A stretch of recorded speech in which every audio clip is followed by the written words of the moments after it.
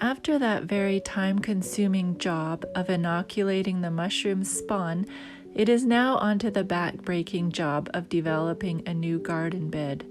I have just the right spot to put all these rocks. There is a boggy area by the shed that we can't seem to cure, so now we are gathering up all kinds of rocks to hopefully provide some drainage.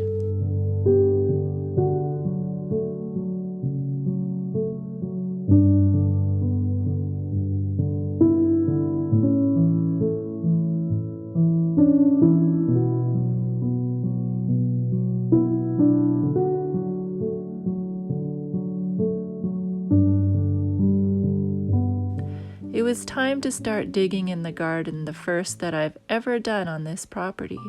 This is the part that I love. My true love is gardening. Some people think I am crazy, but this is my therapy. An elderly gentleman neighbor 25 years ago and 5 houses ago made this sieve for me, and it has been the best tool I've ever owned since then. Rest assured that I do not mash any worms through the screen. I carefully place them in the dirt.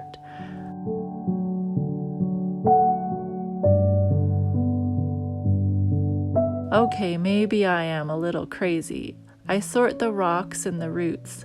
One bucket is for the roots and the other one for the rocks. But the rocks go where I need it to go, and the roots go in the stump dump where they will eventually decompose. Now just look at the beautiful soil that I have produced with a bit of sifting.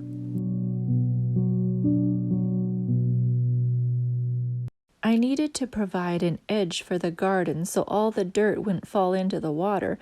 At first I thought I could use these cement blocks, but quickly realized that it was going to be too time-consuming to try and get them level. So I decided that cedar logs were a bit more forgiving. I still had to dig out rocks to get them in place, but it was much easier because I didn't care if they weren't all even. I actually wanted the uneven, haphazard look for the border.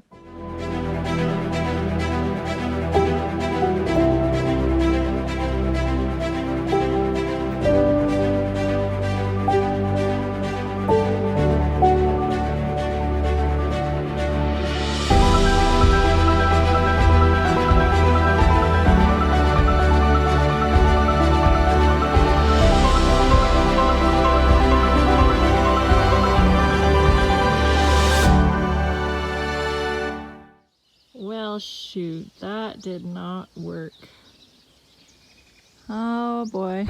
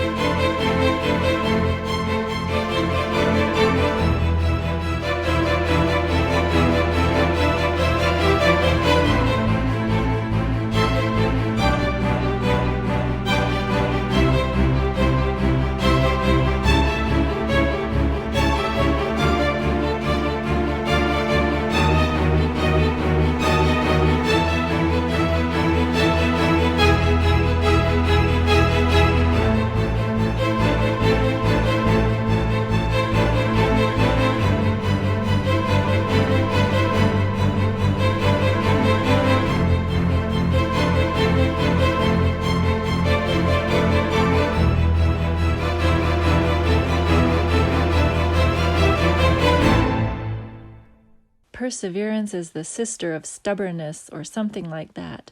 I was bound and determined to not let these logs defeat me. So back in they go, and I dug them a little bit deeper, hoping they will remain standing erect. When it was time to dump my soil, I decided to use a little bit of engineering and physics. Then it was off to call my family to help with this project.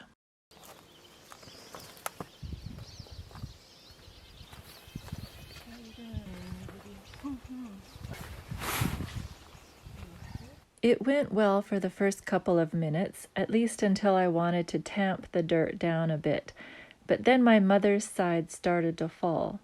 Well, needless to say, I got a lot of "I told you so's" from my family, and dare I say even some scoffing, but I was not to be daunted or discouraged. At this point, only one log was causing me grief, so I just let it be and would continue digging and pouring dirt until the garden plot was complete. I decided I wanted the rocks that I was unearthing while digging to go along the stream. So that's what I was doing and getting a workout at the same time.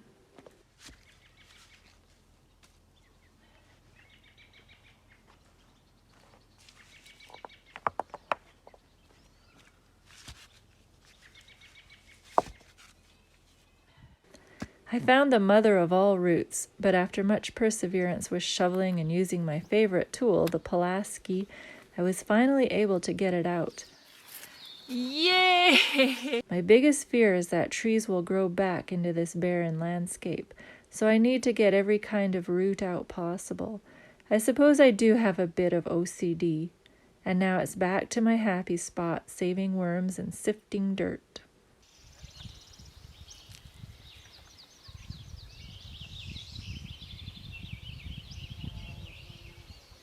The rocks that I unearth from all my digging I take on a little walk with me across my virgin landscape, dreaming of gardens yet to be.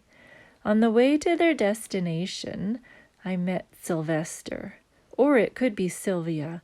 It's hard for me to tell with snakes, but he definitely has the right of way. At any rate, my driveway has a little dips and doodads in it that I fill up with rocks instead of buying gravel. I know how to recycle and reuse what I have on my own place.